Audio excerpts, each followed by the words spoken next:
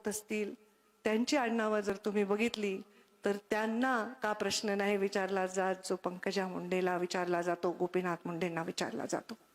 माझ्या जिल्ह्याची माती जेव्हा मी डोक्याला लावते त्या मातीच्या प्रत्येक कणात अनेक धर्मानी जातीचे लोक असतात, पण जेव्हा निवडणूक येते तेव्हा सारखं मला का वाटतं की माझ्या जातीवर बोट ठेवलं जातंय, माझ्या कामातीवर नाही ठेवलं जातं, माझ्या काम करण्याच्या नीतीवर बोट ठेवलं जात नाही असं मला का वाटावं।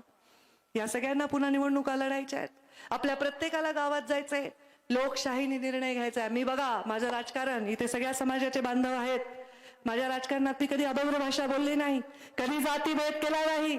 आष्टी मतदारसंघामध्ये मागच्या वेळी दसांना दोंडे साहेब आम्ही प्रचार करत होतो तेव्हा प्रत्येक गावात मी लोकांना उभं केलंय, सांगा बरं तुमच्या गावात किती समाज आहे, कोणते समाज आहेत, सांगा बरं पंकजा मुंडेला किती मतं मिळलेत। मायनस मध्ये असणाऱ्या गावांना सुद्धा करोडो रुपयाचा मी निधी दिलाय, कारण मी सत्तेत येते तेव्हा एक माऊली सत्तेत येते, मी कोणत्या नेत्याची सावली नाही, मी तुमच्या सगळ्या जाती धर्माच्या लोकांची माऊली आहे।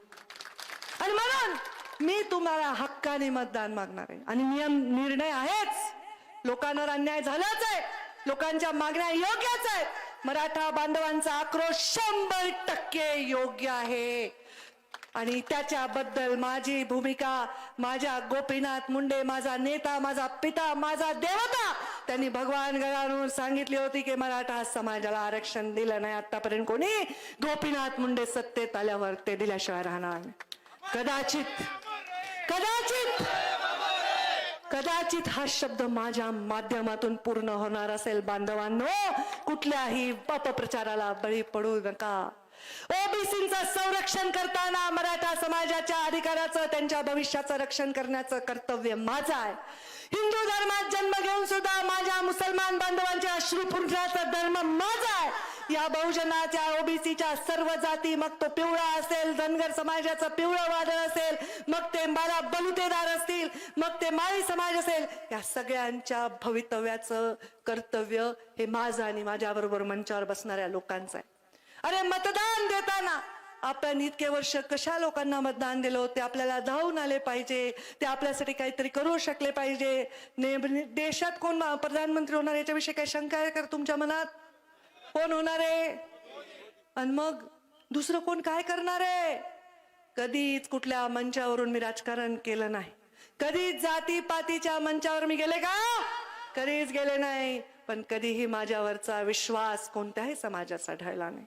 लहान पोरे 4 समजत नाही, बिचारे भावना विवश झालेत, त्यांच्या अडचणी आहे, घरी गरिबी आहे, आई बिचारी काबाड कष्ट करते, वडिलांच्या भविष्य असं आहे, कोणी आजारी आहे, त्या बिचाऱ्यांनी काय नाही बघावं, त्यांनी का नाही मागावं?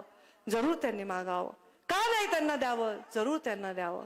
पण हे सगळं करत असताना ह्यांची मोठ बांधणाऱ्याची गरज आहे का नाही राज्याला? आहे का कोणी? आता या सगळ्यांना मिळून ह्यांची मोठ बांधण्याची गरज आहे आणि त्यामुळे या जिल्ह्यात आता आम्ही मोठ बांधलेलो, दस आहे, दोंडे, आडसकर आहे, कुंडलिक खांडे, आरटी देशमुख आहे, नमिता मुंडे आहे, प्रीतम ताई आहेत, आमचे कोण कोण आहेत बाबा, राजेंद्र मस्के आहेत, गोरक्ष दादा आहेत, केशव दादा आहेत, विजू भाऊ आहेत, सगळे आहेत ना। या सगळ्या रंगांना एक करायचंय आपल्याला, या जिल्ह्यात शांती पाहिजे।